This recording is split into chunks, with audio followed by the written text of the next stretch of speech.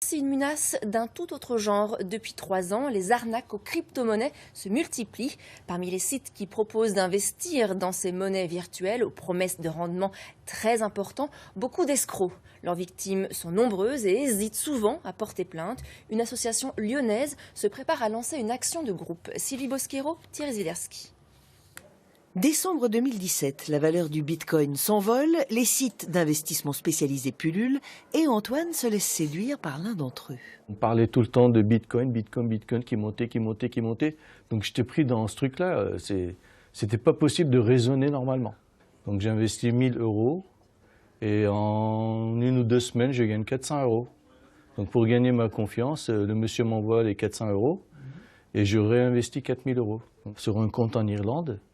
Et donc, comme dans mon esprit, tout ce qui est crypto-monnaie, ils sont basés à l'étranger, du coup, je ne m'en méfie pas. Je demande à ce que je sois remboursé, mais seulement, voilà, il arrive ce qui arrive, c'est que tout a disparu. Au total, ça fait 8000 euros moins 400 qu'ils m'ont versé au départ. Comme Antoine, plusieurs centaines de personnes ont vu ainsi s'envoler leurs économies. Les dépôts de plainte ne servent à rien, les escrocs étant quasiment impossibles à tracer.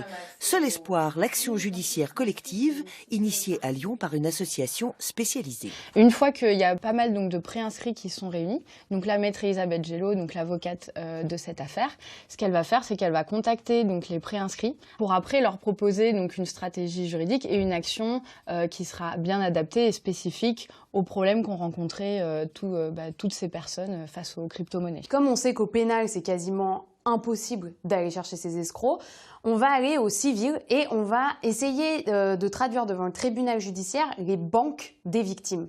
Pourquoi? Parce qu'en fait, on considère qu'elles ont manqué à leur obligation de vigilance, puisqu'elles étaient censées être alertées par ces virements qui ont été faits souvent vers des plateformes qui sont répertoriées sur la liste noire de l'AMF, et puis que c'était des montants et des types de transactions à l'étranger complètement anormales par rapport à l'activité habituelle des victimes.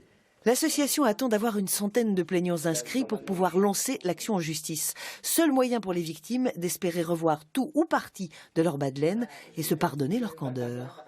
J'aimerais bien récupérer ma mise quand même si j'ai été très naïf. Mais c'est trop facile sinon.